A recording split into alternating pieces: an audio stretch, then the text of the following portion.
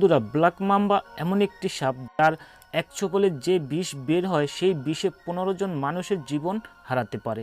এ কারণে অন্যান্য প্রাণী ব্ল্যাক মাম্বা থেকে ভয়ে দূরে থাকে, কিন্তু একটি প্রাণী ছাড়া, সেটি হচ্ছে বেজি। বেজি ও সাপের লড়াই সম্পর্কে আমরা সবাই জানি, কিন্তু এদের যখন মুখোমুখি লড়াই হয় তখন গল্পটা একটু অন্যরকম হয়। অর্থাৎ বেজি আর সাপের সম্পর্ক হলো একে অপরের সাথে দেখা হলে প্রাণঘাতী সংঘর্ষে জড়িয়ে পড়ে।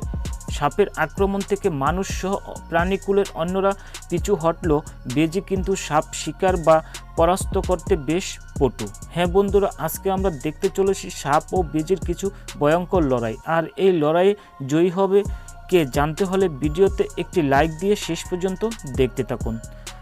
তবে এই দুজনের লড়াই শুরু করার আগে বলতে চাই, আপনি যদি আমাদের চ্যানেলে নতুন হয়ে থাকেন এবং এইরকম রোমাঞ্চকর ভিডিও দেখতে চান, তাহলে আমাদের অদ্ভুত ফ্যাক্ট চ্যানেলটি সাবস্ক্রাইব করে পাশে থাকা বেল আইকনটি বাজিয়ে দিন।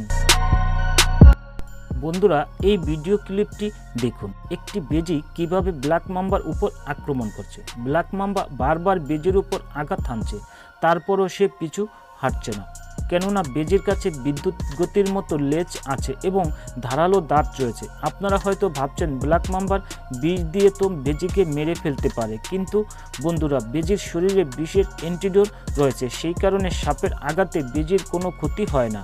আর এই কারণেই বেজি সাপকে শিকার করতেও ভয় পায় না। বন্ধুরা, একবার এই ভিডিও ক্লিপটি ভালো করে দেখুন।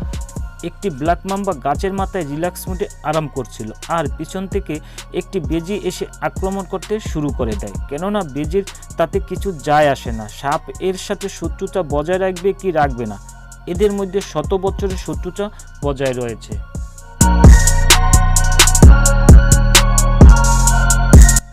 বন্ধুরা, এই ভিডিওতে দেখা যাচ্ছে একটি বেজি সাপের এদিক ওদিক লাফিয়ে বেড়াচ্ছে, কারণ এতে করে সাপটি কনফিউজড হয়ে যায় আর এভাবে সাপকে দৌড়িয়ে ক্লান্ত করে দেয়। আর যখন বেজি বুঝতে পারে সাপটি সম্পূর্ণভাবে ক্লান্ত হয়ে পড়েছে, আর তখনই তারা শিকারের উপর আক্রমণ করে। আর বেজি এই পদ্ধতিটি ব্যবহার করে শুধুমাত্র সাপকে নয়, অন্য প্রাণীদের হার মানায়। বন্ধুরা, আসল কথা হলো, যেখানে একটি প্রাণীর মধ্যে যে কোনো ভয়ঙ্কর প্রাণীকে হারানোর ক্ষমতা রয়েছে, সেখানে মানুষ কিভাবে সেটার ব্যবহার না করে পারে। তাই জাপানের ওকিনাওয়া আইল্যান্ডে সাপের সংখ্যা বেড়ে যায় এবং মানুষের উপর আক্রমণ করতে থাকে। তো সাপকে শিকার করার জন্য বেজির থেকে ভালো অপশন কি হতে পারে?